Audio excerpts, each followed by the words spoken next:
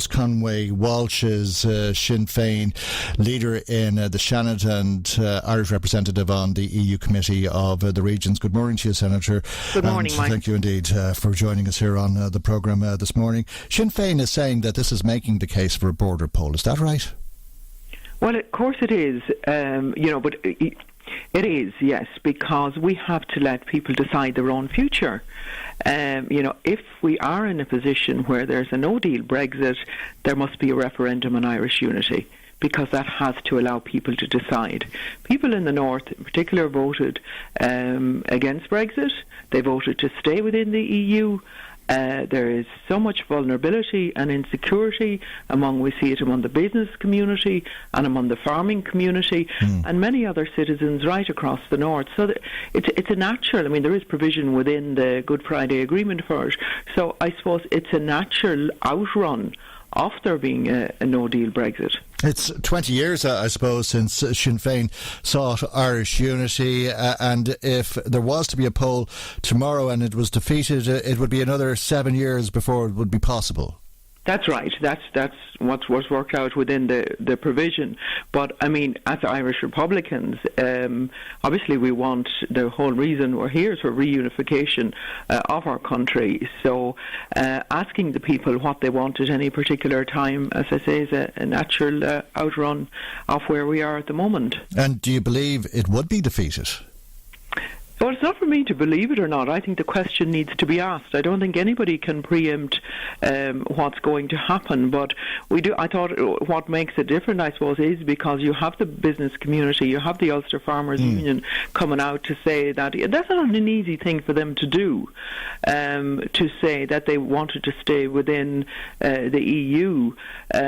So I think there are many different things that are happening that maybe weren't here under another climate before Brexit came onto the scene. So it's not for me to believe it or not, but I always think we should never be afraid of asking the question, and I think what's happening at the moment makes it more important that the question is asked. And indeed, the 10 DUP MPs would have made up part of that massive defeat that Theresa May endured last night of the 230 MPs who voted against her. But the DUP is very much in isolation in Northern Ireland in terms of what was being proposed, and it would have had the support of farming organisation, community organisations and indeed business organisations on both sides of the divide. But that's predominantly because of this backstop thing, which is probably not even necessary. The Irish government says it's hoped it'll never be used.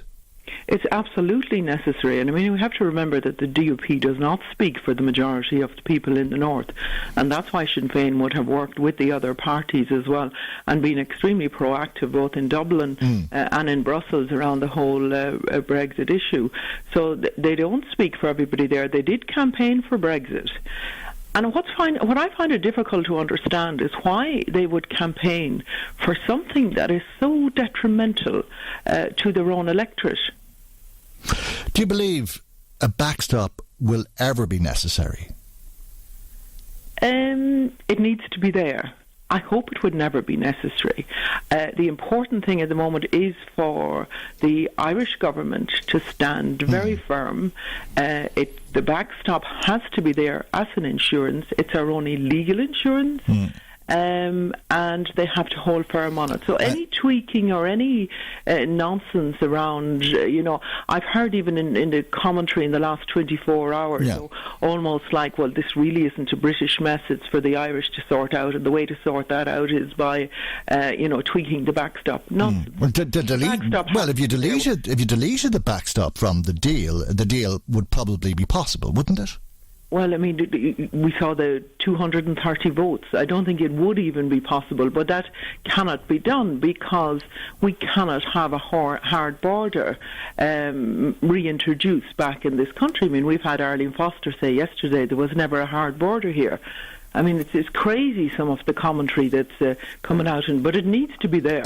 We have an internationally binding agreement in the Good Friday Agreement that needs to be protected. But would we not be able to... insurance policy there is one way of doing that. But would we not be able to make a trade deal in the next 2 to 4 years?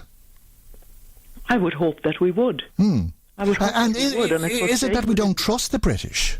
Well, of course we don't trust the British, Michael. You know, we've never trusted the British. We have very good reason not to trust the British going back many years. And I think for many people now this is a wake-up call that the British have never had, and the British government, successive British governments, have never had the interests of the Irish people as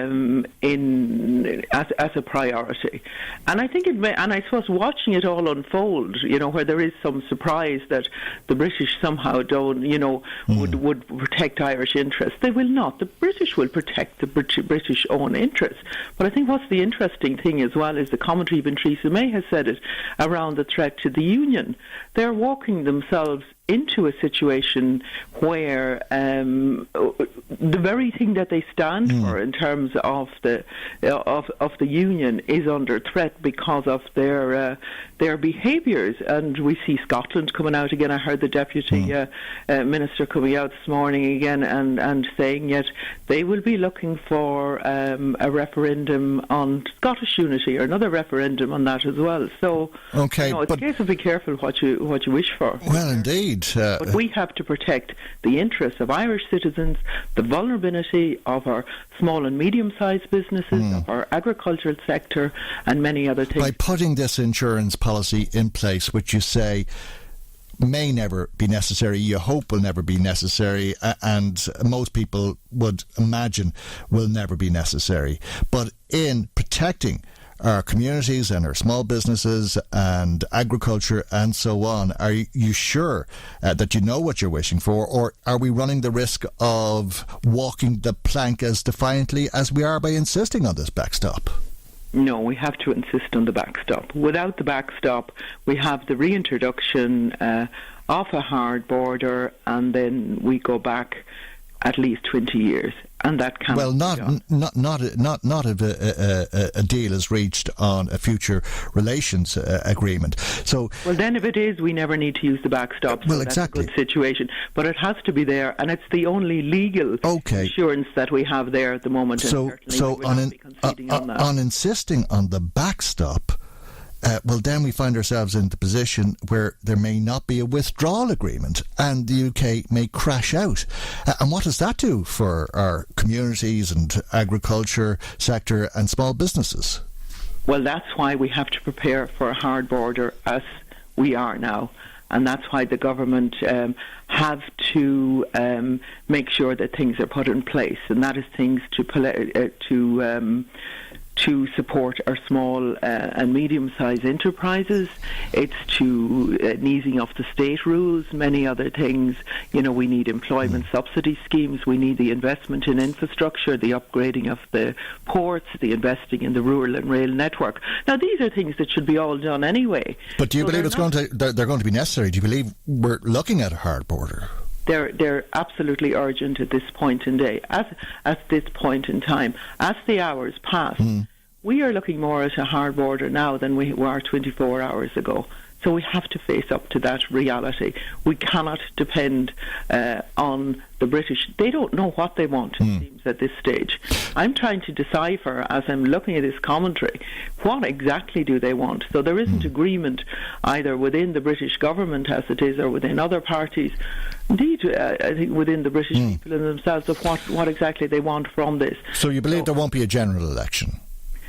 It is difficult to see how it will now, because it seems as well, and again, I mean, that seems contradictory in itself, where you have the massive defeat by 230 votes, and yet you have everybody lining up today to express confidence in the person who has made major mistakes in, you know, calling the snap general election in the first instance, her red line issues in relation to the customs union, and all of those things. Do you believe there might be a second referendum? I'm sorry, do you believe there might be a second referendum, or if there is, that the outcome will be the same? There could be a second referendum, and again, it's not for me to predict what the outcome of that will be, but I think people would have much more information now as to the impact of Brexit than they had when they saw the NHS and the bus and take back control of your borders and migration and the things that seemed to encourage people to vote for Brexit in the first instance. Do you think that there's a prospect of backbenchers coming up with their own deal which would be agreeable on the European half? It could be, but whether enough of them would or not, I don't know. I mean, we can't really be second guessing what they're going to do at this stage across the board in Britain, but it's their mess and they need to sort it out. And in the meantime, we need to hold firm, we need to protect citizens right across this island. You don't believe that the backstop can be taken out of the deal. Do you believe that there will be a border poll? I do, yes. Yes. Do you really? There will be a border poll. When exactly it will be, I cannot predict. But I do think, I mean, the provision is there to do it. Okay. It's a natural thing to go back and ask the people. I'm not sure anybody other than Sinn Féin believes that, so I'm not sure that will happen. I don't know. I don't know. I think many more people across the wider civic society are beginning to look at the reunification of our island and the fact that partition hasn't served this island and will not serve it into the future. So I think it has become pressing for more people. And then we saw the economic reports on it in terms of the affordability and how things might pan out. So they may pause Article 50, but to do that they'd have to address one of the other issues that we've been talking about, and they may also revoke Article 50. They may decide to remain in Europe. Do you think that there's any prospect of that? There is. It is a possibility.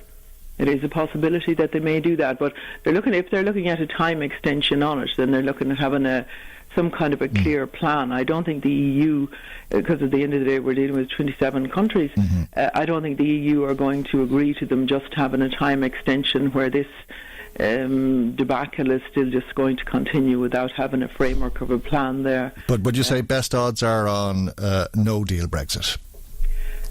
I wouldn't say best odds, and I sincerely hope that there isn't a no deal Brexit, but I hope that that the British will see, they made their decision, they want to implement Brexit.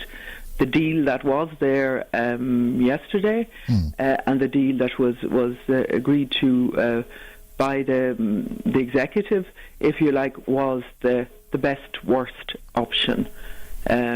Or the worst best option, if you like. It wasn't a great deal, but it was a deal that would protect the rights of citizens. But the British government cannot become so detached from citizens that that they are completely reckless about it. And I think their behaviour to date has been reckless, and it needs to stop, and they need to take stock of where they're at.